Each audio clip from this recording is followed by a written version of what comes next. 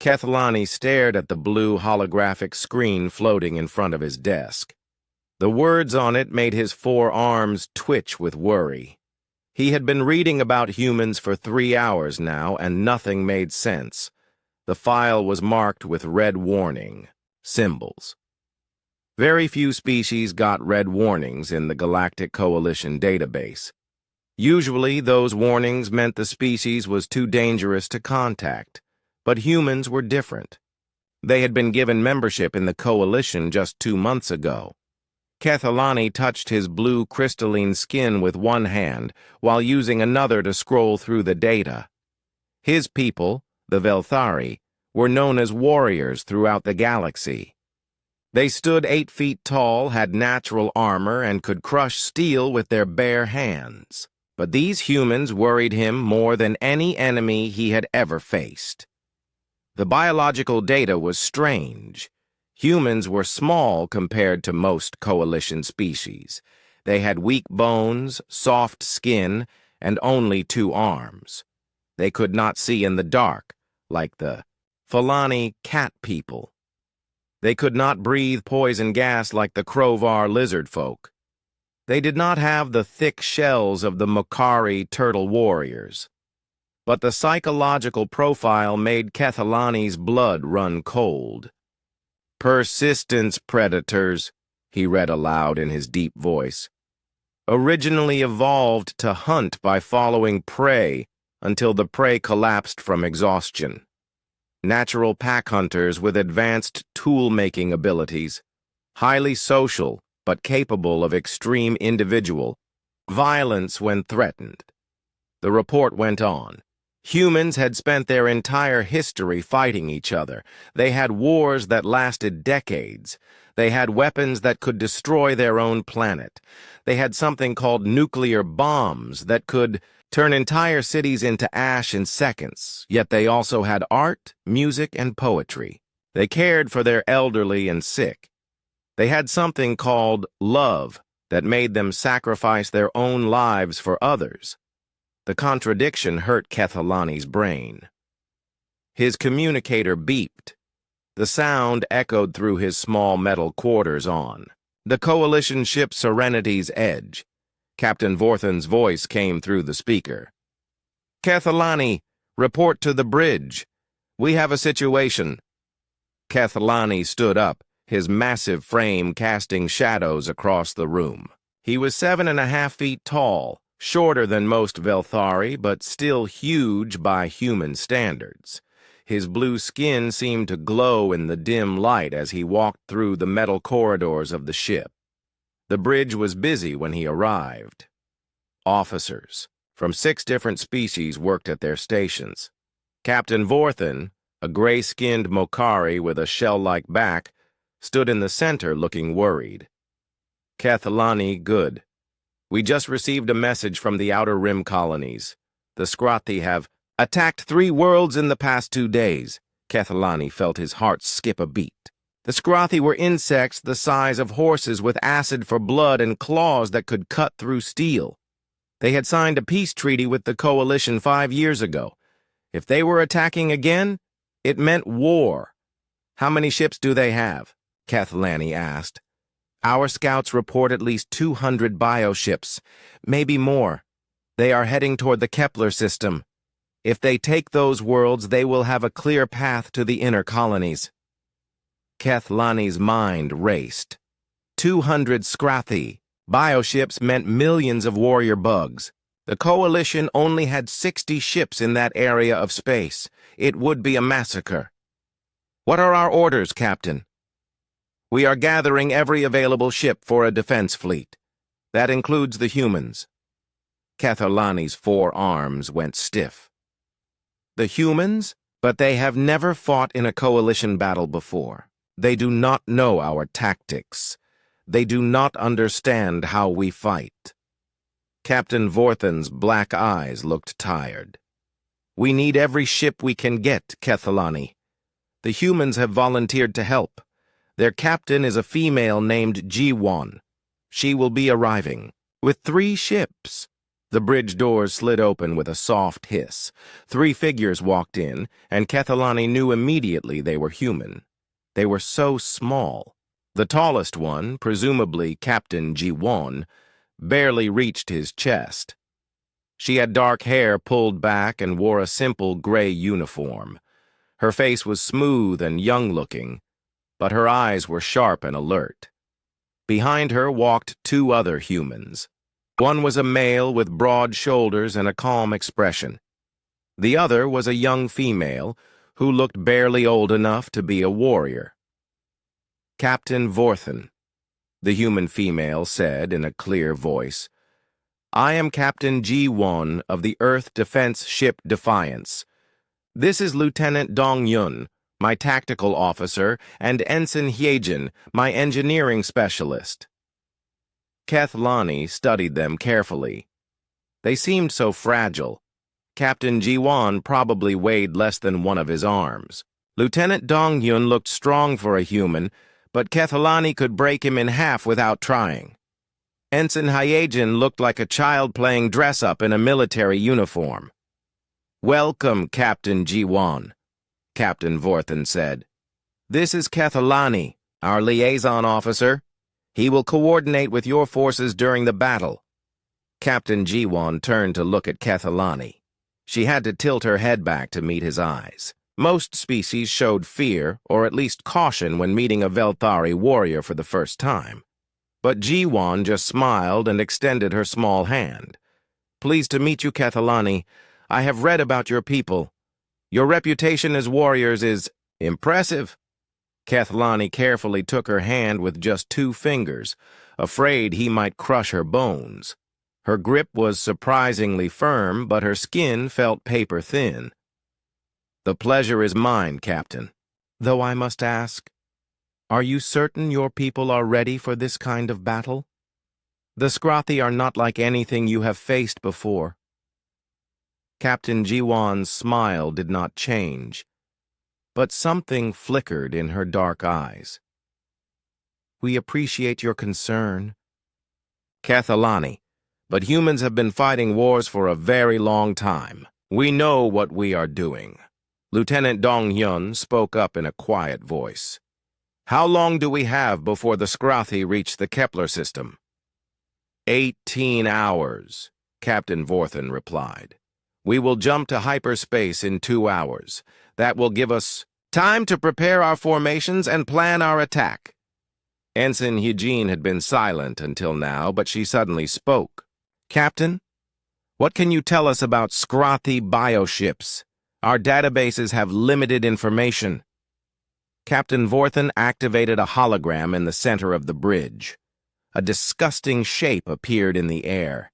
It looked like a giant insect with wings, but made of living metal and bone. Acid dripped from its claws, and rows of teeth filled its mouth. "Scrothi bioships are grown, not built," Captain Vorthen explained. "They can repair themselves, they feel pain, and they fight with the fury of wild animals. Each ship carries thousands of warrior drones. They will try to board your vessels and eat your crew alive." Kethalani watched the humans' faces as they studied the hologram. He expected to see fear, or at least concern. Instead, he saw something else. Captain Ji-won nodded thoughtfully. Lieutenant Dong-yun took notes on a small device. Ensign Hyejin asked technical questions about the bioship's weak points. They were not afraid. That worried Kethalani more than anything else he had seen today. The meeting ended 20 minutes later. As the humans prepared to return to their ship, Captain Ji-won stopped beside Kethalani. "I look forward to fighting alongside you, Kethalani. I think this will be an interesting battle." She walked away before he could respond. Kethalani stood on the bridge, watching the 3 small figures disappear through the doors. Something deep in his warrior's instincts was sending warning signals through his brain. He had fought alongside dozens of species in his career. He had seen brave warriors and cowards, skilled fighters and amateurs. But he had never met anyone who looked at a scrothy bioship and called the coming battle interesting. Kethlani returned to his quarters and pulled up the human files again. This time he focused on their military history. What he read made his hands shake. Humans had fought wars with weapons that could kill millions. They had battles that lasted years. They had something called World War II, where they killed 60 million of their own species in 6 years, but they had also shown mercy to defeated enemies. They had rebuilt the nations they had destroyed. They had created laws to prevent the worst kinds of warfare. Kethlani closed the files and sat in the darkness of his room. In 18 hours, he would find out what humans were really like when they fought. Something told him that all the reports in the galaxy could not prepare him for what he was about to see. The ship's engines hummed as they prepared for the jump to hyperspace. Soon they would face the scrotty swarm, and Kethlani would learn the true meaning of fighting alongside humans. The journey through hyperspace took 12 hours. During that time, Kethlani found himself watching the humans more carefully than he had ever watched any species before. The first thing that surprised him was how normal they seemed.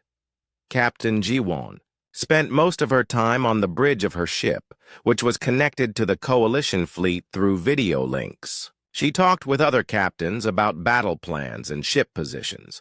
Her voice was always calm and professional. She asked good questions and gave clear answers. Nothing about her seemed dangerous or strange. Lieutenant Dong Yun worked at his tactical station, studying maps of the Kepler system. He calculated the best places to position their ships and the most likely routes the Scrothy would use to attack. When he had free time, he talked about his home city of Busan and the beaches where he used to walk as a child. Ensign Hyojin spent hours in the engine room checking and rechecking their ship's systems. She was brilliant with technology, finding ways to make their engines run faster and their weapons hit harder. But she also had a small hydroponics garden where she grew flowers from Earth. She talked to the plants like they were old friends.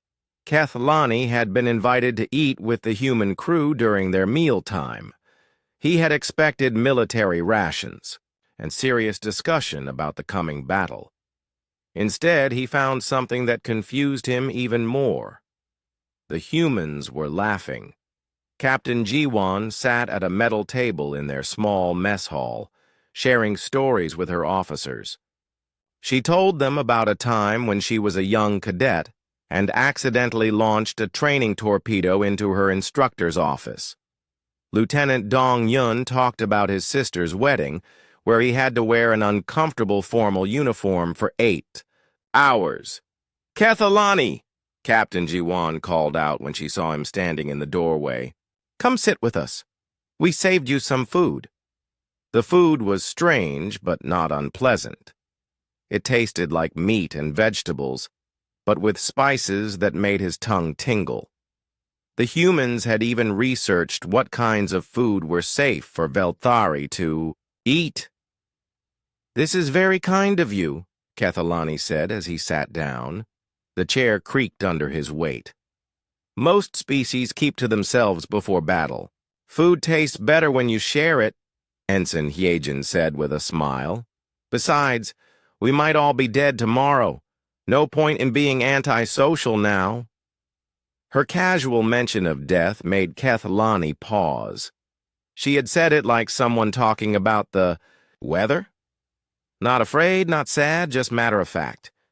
"Are you not worried about the battle?" he asked. Captain Jiwon shrugged. "Worry does not help anyone win fights. We have good ships, good weapons, and good people. That is all we can control, Lieutenant." Dongyun nodded. "My grandfather used to say that fear makes you slow and anger makes you stupid. The best warriors are the ones who stay calm."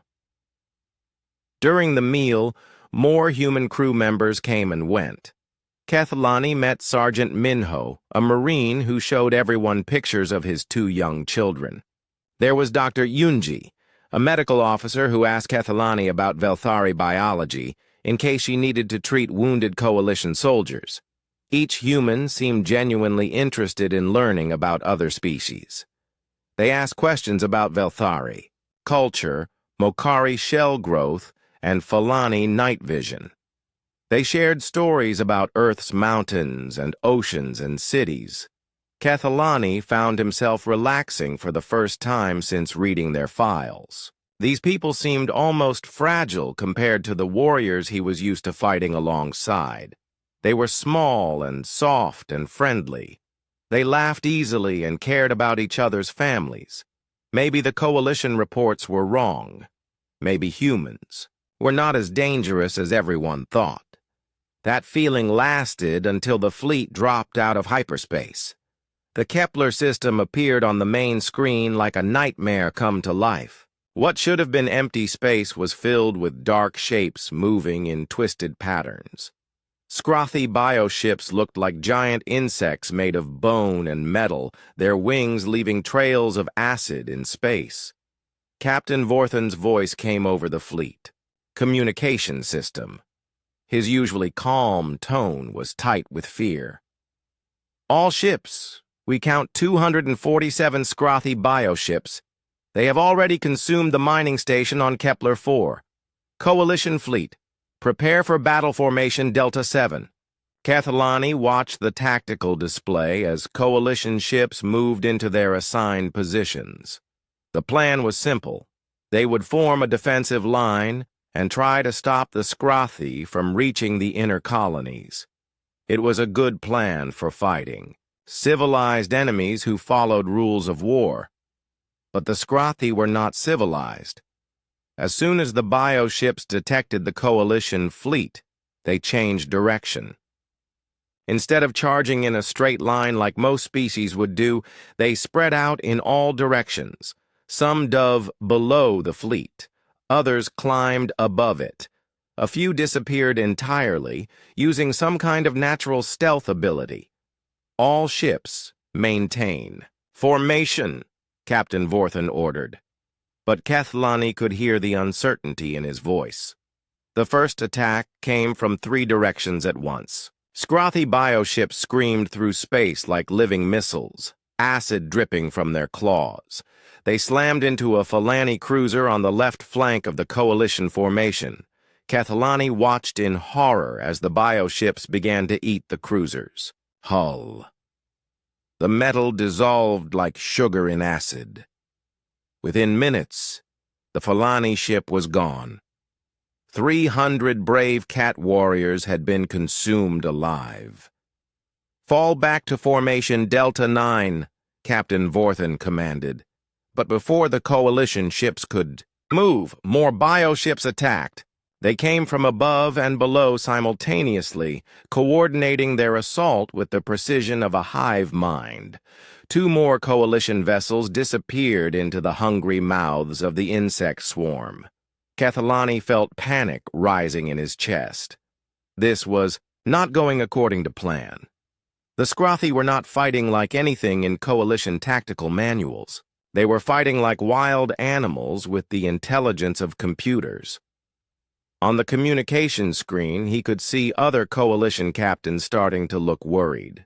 The Mokari captain of the heavy cruiser Determination was sweating through his shell. The Krovar commander of the battleship Righteous Fire kept licking his lips nervously. But when Kethlani looked at Captain Jiwan's screen, he saw something different. She was not panicking. She was not sweating or looking worried. Instead, she was leaning forward in her captain's chair, studying the battle like someone watching an interesting puzzle. "Lieutenant Dong Yun," she said in that same calm voice she had used during dinner, "what do you think about the Scrothy attack patterns?" "They are not random, Captain," Dong Yun replied. "They are testing our formations, looking for weak points. Classic predator behavior." "Agreed," Ensign Hyejin, How are our engines? Running. At 105%, Captain. I can give you more if you need it. Captain Jiwan nodded. Good. Stand by. Kethalani watched as another coalition ship, a Velthari destroyer, was overwhelmed by a swarm of bioships. The proud warriors fought bravely, but there were too many. Enemies. Their ship was torn apart piece by piece. The coalition formation was falling apart. Ships were breaking ranks, trying to escape the coordinated Scrathi attacks. Some captains were calling for a full retreat, but the humans were not retreating. Captain Jiwon. Captain Vorthen's voice came over the communication system. Pull your ships back. We need to regroup. Negative, Captain Vorthen, Jiwon replied. We are staying in position. Captain, the formation is compromised. If you stay there, you will be destroyed. Kethalani saw something change in Captain Jiwon's eyes. They became harder, more focused. Her smile disappeared. Captain Vorthen, with respect, coalition tactics are designed for fighting civilized enemies. The Scrathi are not civilized. Permission to engage under human protocols. There was a long pause. Kethalani could hear explosions and screams over the communication channels as more coalition ships were destroyed. Permission granted, Captain, Vorthen finally said. All human ships, you are free to engage as you see fit. Captain Jiwon's smile returned, but this time it looked different. It looked hungry.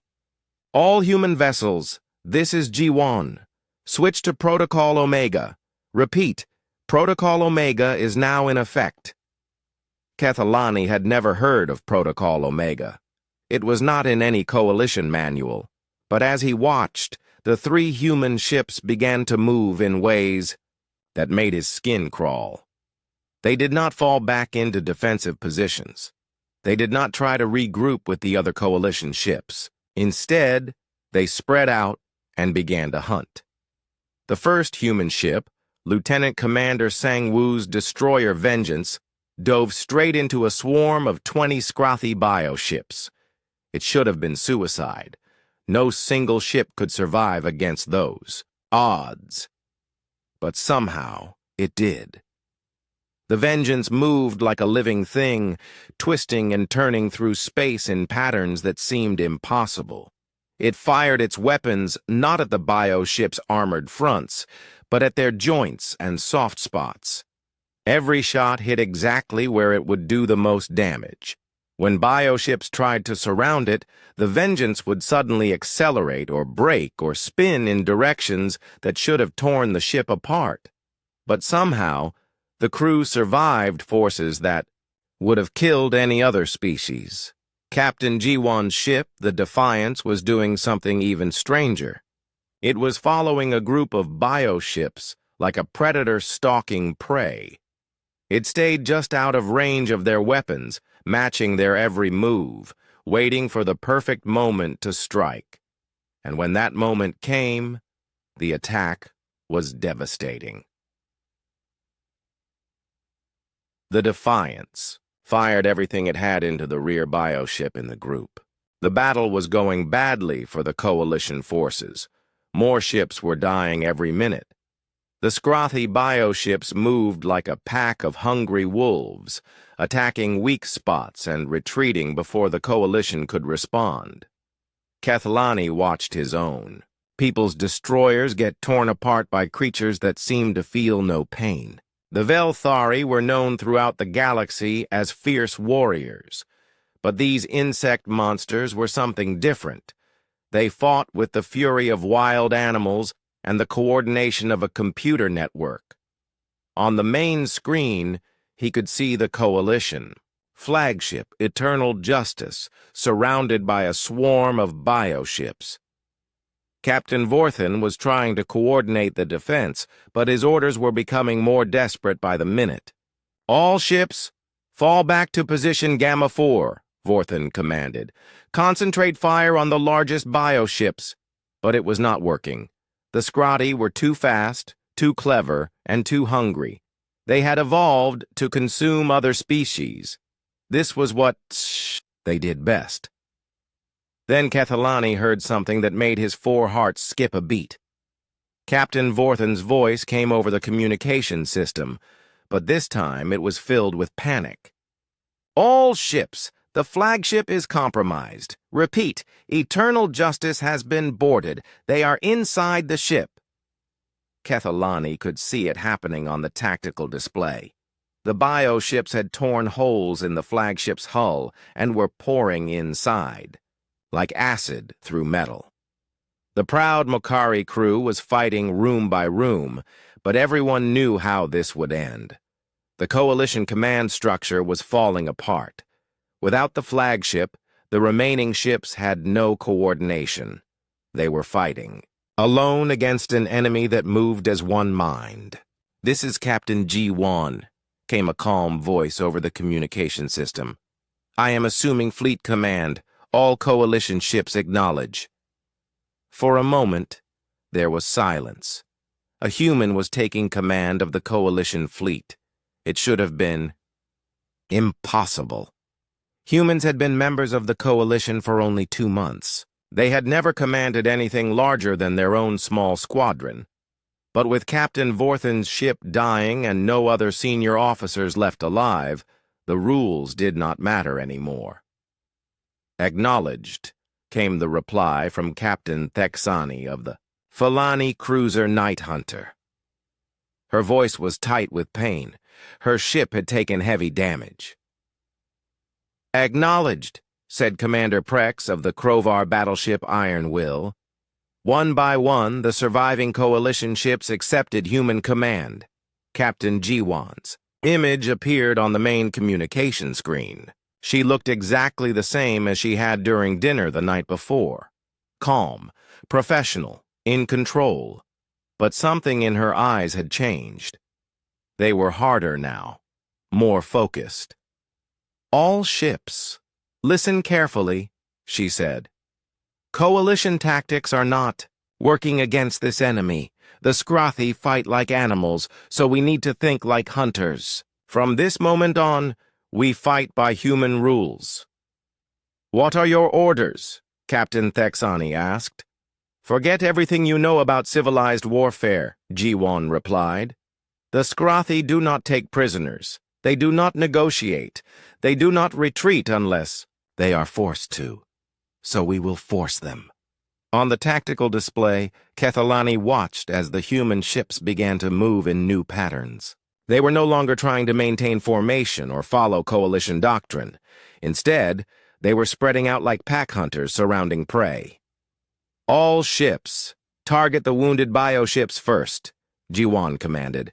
"Injured animals are more dangerous but also more desperate. Kill them quickly before they can cause more damage." It was brutal logic, but it worked. The Coalition ships began focusing their fire on bioships that were already damaged. Instead of trying to fight the healthy ones, they finished off the wounded. But the Scrothi adapted quickly. When they realized their injured were being targeted, they pulled the damaged bioships back and sent the healthy ones forward in a massive charge. "Incoming swarm," Lieutenant Donghyun's voice came over the communication system. 47 bioships, attack pattern Delta Fang. "All ships, execute scatter pattern Omega-7, Captain Jiwan ordered. Kethalani had never heard of scatter. Pattern Omega-7. It was not in any Coalition manual. But as he watched, the human ships began to move in a way that seemed completely random. They broke apart in all directions, flying away from each other at high speed. It looked like they were running away in panic, but Kethalani was beginning to understand that nothing the humans did was random. The bioships followed, spreading out to chase the scattering Coalition fleet. This was exactly what Scrothi tactics were designed for. They would pursue the scattered ships and destroy them one by one. But as soon as the bioships spread out, the human ships changed direction. Instead of running away, they turned and attacked. But not the bioships they had been running from. They attacked different bioships, ones that were now isolated and far from help. It was like watching a school of fish suddenly become a pack of sharks. The coalition ships followed the human lead, using their confusion and superior speed to pick off isolated bioships. For the first time since the battle began, the Scrati were taking more losses than they were inflicting. But the insects learned fast. After losing a dozen bioships to the human tactics, they changed their own strategy. Instead of chasing scattered ships, they began to group together in large swarms that could not be picked off easily. They are adapting, Lieutenant Dong-hyun reported. Bioships are forming defensive clusters. Captain Ji-won's smile was sharp as a blade. Good. That means they are starting to think like prey instead of predators. All ships, prepare for assault. Pattern Hunter 1. Kethalani felt a chill run down his spine. The way Captain Ji-won said Hunter 1 made it sound like something terrible was about to happen. He was right. The three human ships suddenly accelerated toward the largest cluster of bioships. They were flying straight into the heart of the enemy formation, where 50 bioships waited with claws and acid ready. It should have been suicide. Even human ships could not survive against those odds. But the humans were not planning to survive.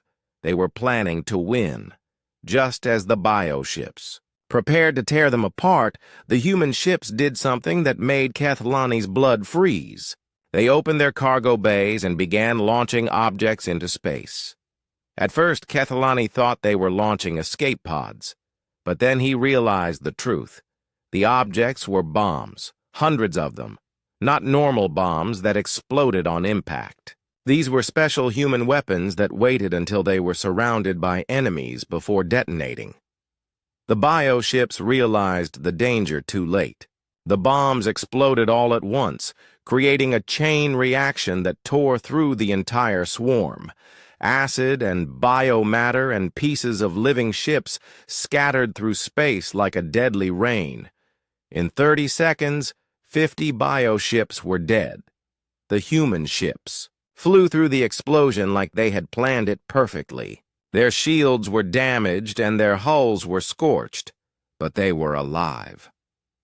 The remaining Scrathi bioships made a sound that Kethalani had never heard before. It was transmitted across all radio frequencies, a high-pitched scream that seemed to come from hundreds of throats at once. They were afraid. For the first time in their species' history, the Scrathi were facing an enemy that hunted better than they did. All bioships are pulling back, Lieutenant Dong-hyun reported.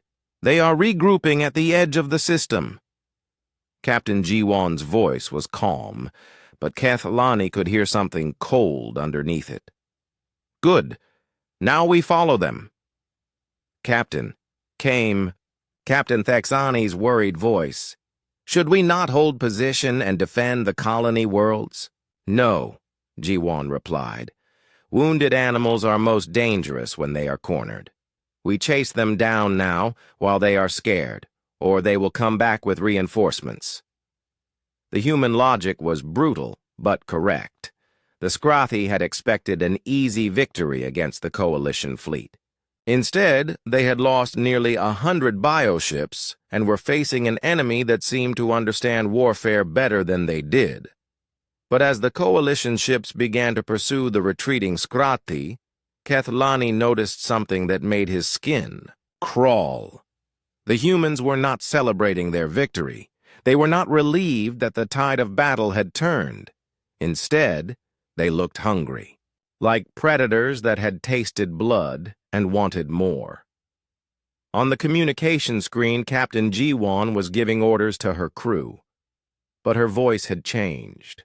It was still calm and professional, but now it carried an edge that made Kethalani's warrior instincts scream warnings. Lieutenant Tae-hyun, prepare the boarding pods, she said to a pilot Kethalani had not met before. If any bioships try to surrender, we board them and make sure they cannot send signals back to the hive. Ensign Hyejin, can you modify our weapon? Systems to fire acid rounds? I want to use their own biology against them. Dr. Yunji, prepare the medical bay for prisoners. We need to study Scrothy physiology. I want to know exactly how to kill them most efficiently. Each order was delivered in the same calm tone Captain Jiwan had used when asking about dinner preferences. But now, Kethlani realized that the gentle human who had shared food and stories with him was gone. In her place was something else. Something that looked human, but thought like an apex predator. The Coalition fleet began its pursuit of the fleeing Scrothy. But Kethlani was no longer sure who was hunting whom. The pursuit began like a normal military operation. The Coalition ships followed the retreating Scrothy bioships at a safe distance, ready to engage if the enemy tried to regroup for another attack. But what happened next made Kethlani question everything he thought he knew about warfare. The first sign that something was wrong came when Lieutenant Tae-hyun's fighter squadron caught up with a damaged bioship that was falling behind the main Scrotty group. Instead of destroying it quickly with concentrated fire, the human pilot did something that made Kethlani's blood run cold. He rammed his fighter directly into the bioship's wing. The impact should have killed him instantly. But at the last second, Tae-hyun ejected from his fighter and used his emergency thrusters to reach another nearby Coalition ship. The bioship, crippled by the collision, spun helplessly through space. "Good hit, Tae-hyun." Captain Jiwan's voice came over the communication system. "Guardian, please finish that target." Major Woo Jin's destroyer Guardian moved in to destroy the wounded bioship. But instead of a quick kill, Woo Jin used his smallest weapons to slowly tear the creature apart piece by piece. The bioship screamed across all radio frequencies as it died. Kethlani realized the humans were not just killing their enemies, they were making sure other Scrothy could hear them die. "Captain Jiwan," he said over a private communication channel, "why are you prolonging the enemy suffering? A quick death would be more efficient." Captain Jiwan's image appeared on his screen. She still looked calm and professional, but something in her eyes had changed completely. They were the eyes of a predator that had found prey. Kethlani, the Scrothy are hive-minded. Every bioship can hear what happens to the others. Fear is a weapon we can use against them. But causing unnecessary suffering goes against Coalition military codes, Kethlani protested. Captain Jiwan's smile was cold. The Coalition military codes were written for civilized warfare between species that take prisoners and follow rules. The Scrothy eat their enemies alive. They do not deserve civilized treatment. Before Kethlani could respond, alarms began ringing throughout the fleet. 3 bioships had broken away from the main Scrothy group and were circling back toward the Coalition formation. "All ships, incoming attack from bearing 27 Mark IV, Lieutenant Dong-yun reported. But instead of ordering defensive maneuvers, Captain Jiwan did something unexpected. "Let them come," she said calmly. "All ships, hold position. Do not fire until they are within boarding range." Kethlani watched in horror as the 3 bioships charged directly at the Coalition fleet. Their claws extended and acid dripped from their mouths. They were preparing to board and consume the human ships. At the last possible moment, just as the bioships reached the Coalition formation, every human ship opened fire at point-blank range. But they were not using normal weapons. They were using acid rounds that Ensign Hyejin had modified from captured Scrothy biomatter. The creature's own biology was being used to dissolve them from the inside. The bioships died screaming, their own acid eating through their organs and bones. But even as they died, some of their warrior drones managed to board the coalition ships. This was when Kethalani saw the true face of humanity. The boarding pods attached to the hull of Captain Jiwan's ship, the Defiance. Dozens of scrothy warriors, each the size of a horse with claws that could cut through steel, poured into the human vessel. Kethalani expected to hear screams of terror and calls for help. Instead, he heard something much worse. He heard laughter. On the ship's internal cameras, he watched as the human crew met the scrothy boarders with weapons and tactics that belonged in nightmares. Ensign Hyejin had rigged the ship's air recycling system to produce poison gas in certain sections. But instead of using it to kill the scrothy quickly, she was using it to herd them into specific areas where human Marines were waiting. Sergeant Minho, the same man who had shown pictures of his children during dinner, was fighting with a severed arm. A scrothy warrior had torn off his left arm at the shoulder. But instead of retreating, Minho had picked up the severed limb and was using it as a club while firing his weapon with his remaining hand. His face showed no pain, no fear, only cold determination. Dr. Yunji was performing emergency surgery on wounded Marines in the medical bay while simultaneously using a plasma scalpel to kill any scrothy that tried to interrupt her work. She moved between saving lives and taking them without missing a beat. But the most terrifying sight was Lieutenant Dong Yun in the ship's corridors. A group of scrothy warriors had cornered him in a narrow hallway. Instead of calling for backup, he had deliberately damaged the artificial gravity systems to create a zero-gravity environment. While the scrothy struggled to move in the weightless space, Dong Yun used the walls and ceiling to launch himself at them like a living missile. He moved through 3 dimensions with the grace of someone who had trained for this exact situation. Each attack was precise and brutal. He did not just kill the scrotty warriors. He dismantled them with surgical efficiency, studying their anatomy as he fought. "Fascinating," he said to himself as he tore apart a warrior's exoskeleton. "The nerve cluster is located here, not there. Good to know for next time." Kethalani realized that the humans were not just fighting for survival. They were learning. Every scrothy they killed taught them something new about how to kill the next one more effectively. Within 20 minutes, all the scrothy boarders were dead, but the humans had not just repelled the boarding action, they had turned it into a research opportunity. Dr. Yunji was already performing autopsies on the dead scrothy, mapping their internal organs and identifying weak points. Ensign Hyejin was analyzing their biotechnology to see how it could be used against them. Captain Jiwan walked through the corridors where the fighting had taken place, stepping over pools of acid and chunks of alien flesh.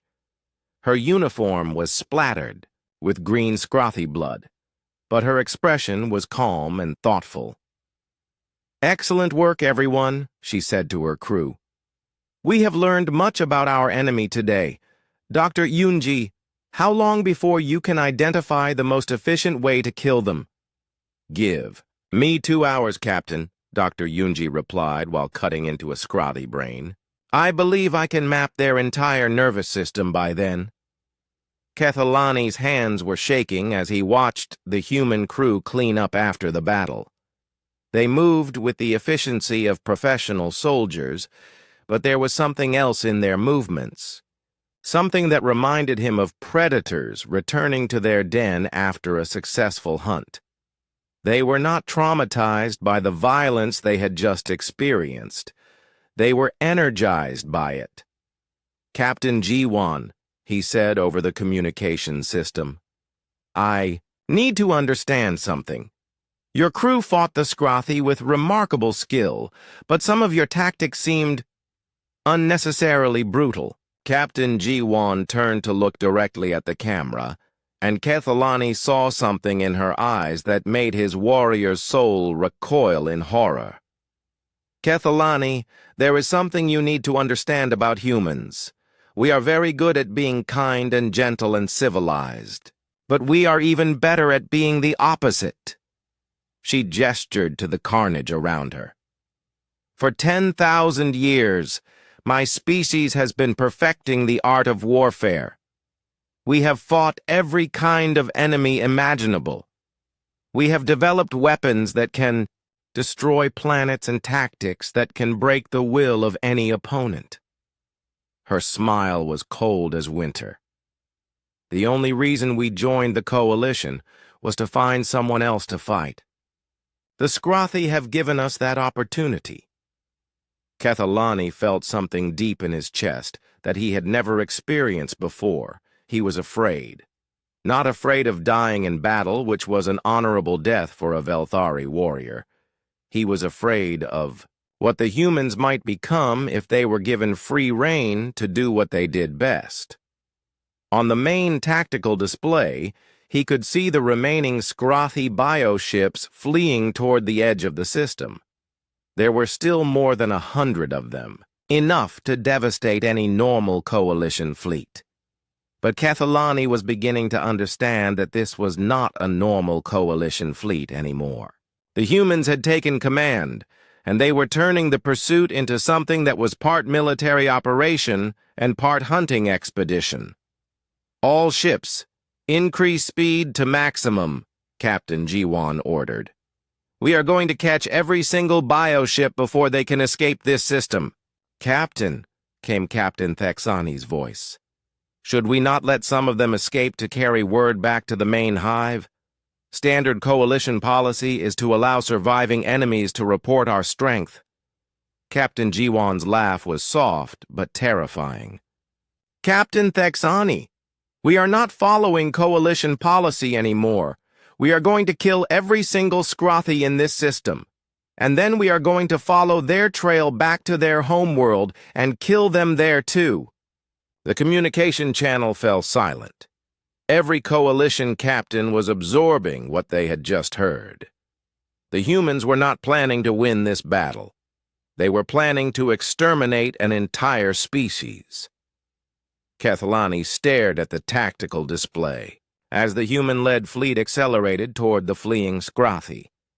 For the first time in his long career as a warrior, he was not sure which side was more terrifying. The hunt lasted 6 hours.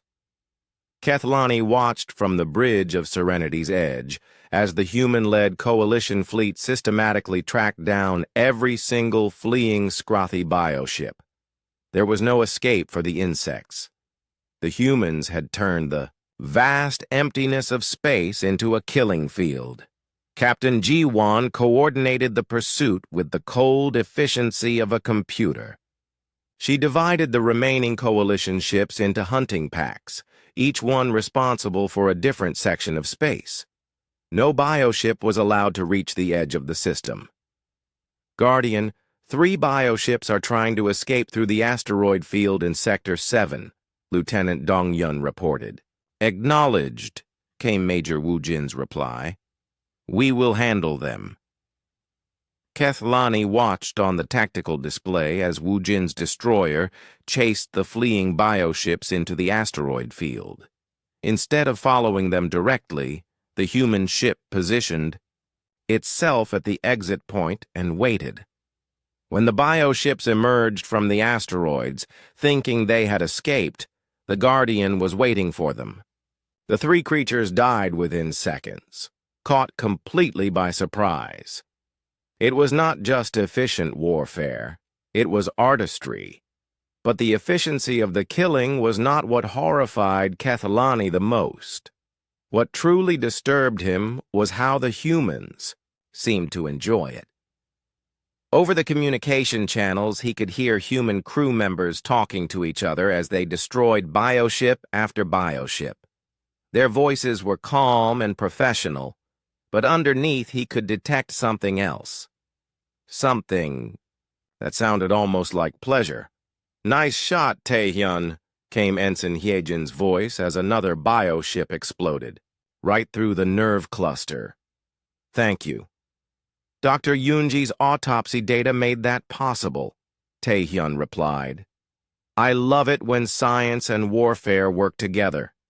They were learning from every kill, becoming more efficient with each death they caused. And they seemed genuinely excited about their improvement. The last group of bioships tried a desperate tactic. Instead of running, they turned and charged directly at Captain Jiwon's ship, the Defiance. It was a suicide attack, designed to take at least one coalition vessel with them. Kethlani expected the humans to retreat or call for support.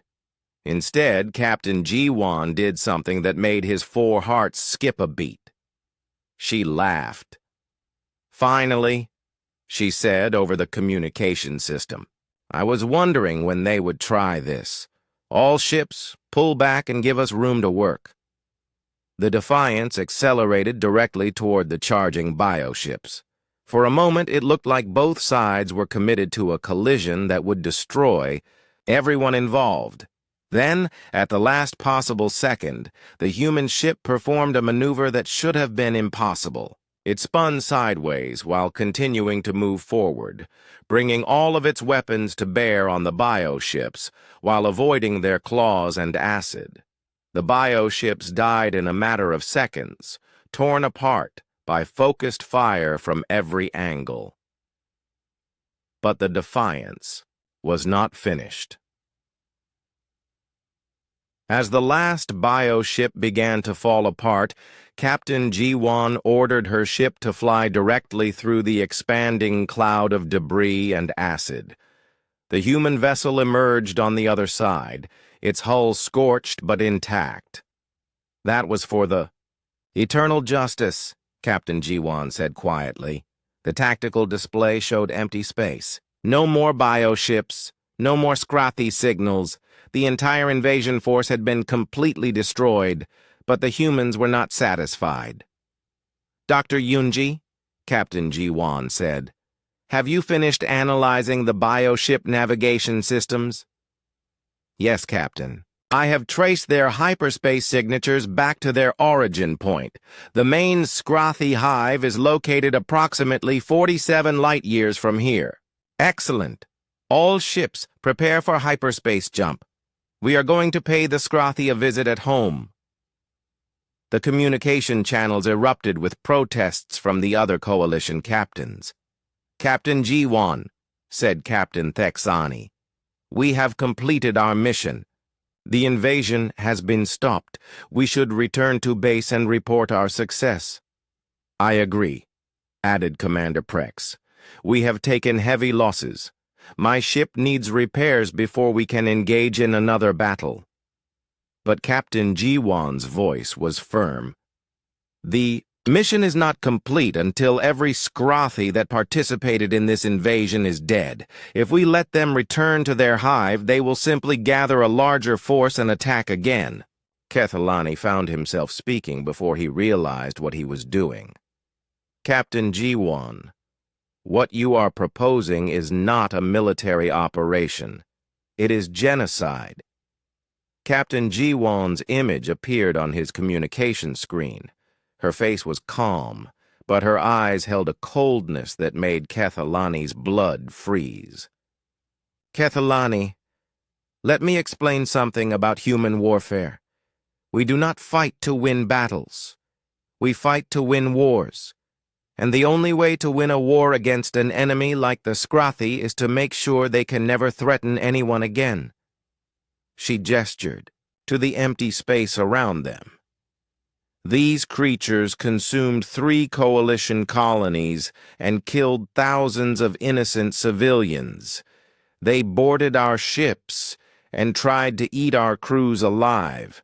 They do not negotiate, they do not surrender, and they do not show mercy. Her voice became harder. So why should we show mercy to them? The logic was brutal, but Kethlani could not argue with it. The Scrathi had indeed shown no mercy to their victims. They were a species that existed only to consume other life forms. But the casual way Captain Ji-won talked about exterminating an entire species still made his warrior's soul recoil. "The Coalition will never approve of such an action," he said. Captain Ji-won smiled, and for the first time since the battle began, it seemed genuine. "The Coalition does not need to approve, Kethelani. They just need to benefit from the results." She turned to address the entire fleet. "All ships, you have a choice. You can return to Coalition space and file your reports about how we stopped the Scrothy invasion, or you can come with us and make sure the Scrothy never invade anyone again." One by one, the Coalition captains made their decisions. Captain Thexani and 2 other damaged ships chose to return home. But the rest, including Kethelani's own ship, voted to continue the hunt. The jump to hyperspace was silent. Kethelani spent the travel time thinking about what he had witnessed. In the span of one day, he had seen humans transform from gentle, laughing people into the most efficient killers he had ever encountered, and the most terrifying part was that they had done it without losing their sanity or their moral compass. They still cared about each other. They still showed kindness to their allies. They still told jokes and shared meals. But when faced with an enemy that threatened what they loved, they became something else entirely. The fleet dropped out of hyperspace at the edge of the Scrothy home system. What they found there confirmed everything Kethelani had learned about humans. The Scrothy homeworld was a massive hive of living bioships and organic structures. Millions of Scrothy lived there, including the queens that produced new warriors. It was the heart of their species.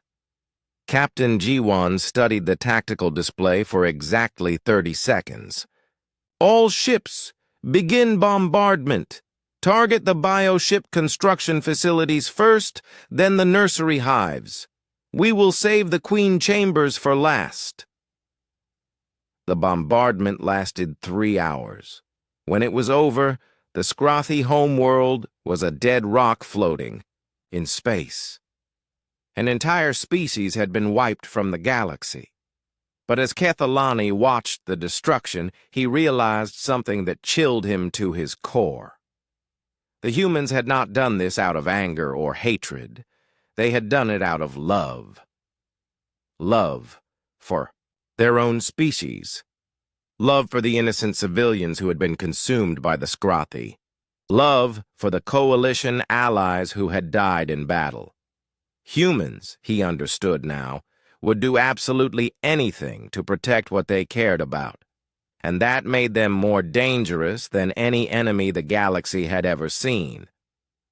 As the fleet prepared to return home, Captain Ji-won appeared on his communication screen one last time. "Kethelani, I want you to understand something. What you saw today was not humanity at its worst. It was humanity doing what it does best." She smiled, and this time it was the same warm smile she had worn during dinner. "We are capable of great kindness and great cruelty. The difference is entirely determined by how you treat the things we love." The communication ended, leaving Kethelani alone with his thoughts. Later, when he filed his report with Coalition Command, he would recommend that humanity be granted full membership immediately, not because they were peaceful, but because they were too dangerous to be left outside the Coalition's influence. In his private notes, he wrote something that would be studied by xenopsychologists for decades to come. "I thought I knew what horror looked like. I was wrong. True horror is not the monster that wants to destroy you.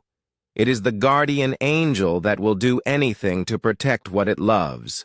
Today, I learned that humanity is both the monster and the angel, depending entirely on which side of their protection you find yourself." He paused, then added one final line. "The galaxy is a safer place with humans as our allies. But I pray we never become their enemies. Outside his window, the human ships were already preparing to jump back to Coalition space. Soon they would return to their homes and families, to their gardens and their laughter and their gentle ways. But Kethalani would never forget what they became when those gentle ways were not enough. The day he fought alongside humans was the day he learned the true meaning of terror, and the day he understood why the galaxy needed that terror on its side.